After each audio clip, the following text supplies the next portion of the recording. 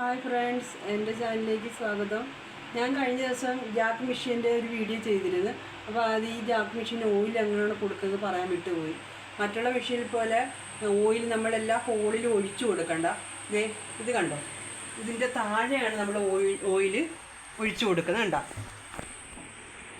കണ്ട ഈ ഓയിൽ ഇതിലൊഴിച്ചു കൊടുത്തു കഴിയുമ്പോൾ ഈ ട്യൂബ് വഴിയൊക്കെ എല്ലായിടവും മെഷീൻ്റെ എല്ലാ ഭാഗങ്ങളിലും സ്പ്രെഡ് ആയിക്കോളും.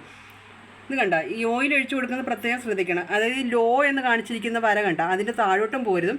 ഹൈ എന്ന് കാണിച്ചിരിക്കുന്ന വര കണ്ടോ, അതിന് മുകളിലോട്ടും പോരുതും. കണ്ടോ, ഹൈ ലോ, ഹൈക്ക് മുകളിലോട്ടും പോരുത്, ലോയ്ക്ക് താഴോട്ടും പോരുത്. ആ രീതി വേണം ഇതിൽ എണ്ണ ഒഴിച്ചിടാൻ. അതുപോലെ തന്നെ നമ്മൾ 1 മാസം കഴിയുമ്പോൾ ഈ എണ്ണ മാറ്റുകയും ചെയ്യണം. അതിൻ്റെ ഈ ഭാഗത്തൂടാണ് കണ്ടോ, ഈ കാണുന്നത് ഒരു കാന്തമാണ്.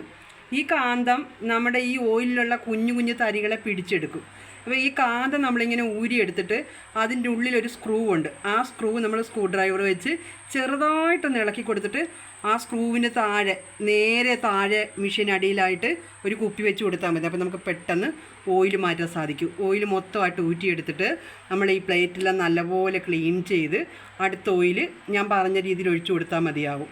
അങ്ങനെ ഈ ട്യൂബ് വഴി മെഷീൻ്റെ എല്ലാ ഭാഗങ്ങളിലോട്ടും സ്പ്രെഡ് ആയിക്കൊള്ളും.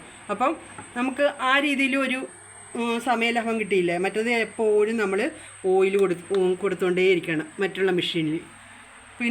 അതുപോലെ തന്നെ ഓയിലിൻ്റെ ലെവൽ നമുക്ക് ഇതിൽ കൂടെ അറിയാൻ പറ്റും. നമ്മൾ സ്റ്റിച്ച് ചെയ്യുമ്പോൾ ഇതിൽ ഓയിൽ ഇങ്ങനെ സ്പ്രെഡ് ആയിക്കൊണ്ടേയിരിക്കും.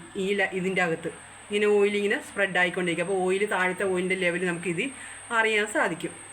പിന്നെ ഇതിൻ്റെ ഒരു പ്രത്യേകത, നമുക്കിത് ഇവിടെ E1 കാണിക്കും. ചിലപ്പോൾ E1 കാണിക്കുമ്പം നമ്മൾ എന്ത് ചെയ്യണമെന്നറിയാമോ? ഒന്നെങ്കിൽ ഇവിടുത്തെ താഴത്തെ ബോബൻ കേസ് ഊരി ഒന്നിട്ടിട്ട് ഈ ബാലൻസ് വീലൊന്ന് പ്രസ് ചെയ്ത് വെച്ചുകൊണ്ട് അങ്ങോട്ടോ ഇങ്ങോട്ടോ തിരിച്ചാൽ മതിയാകും. അപ്പം മെഷീൻ ഓക്കെ ആകും, പഴയതുപോലെ പ്രവർത്തിക്കാൻ തുടങ്ങും. അപ്പം ഇത്രയൊക്കെയാണ് എനിക്ക് ഇതിനറിവുള്ള സംഗതികൾ. അപ്പം നിങ്ങളോട് ഇത് ഷെയർ ചെയ്യാമല്ലോ എന്ന് വിചാരിച്ച്. അപ്പോൾ ഓക്കെ, see you.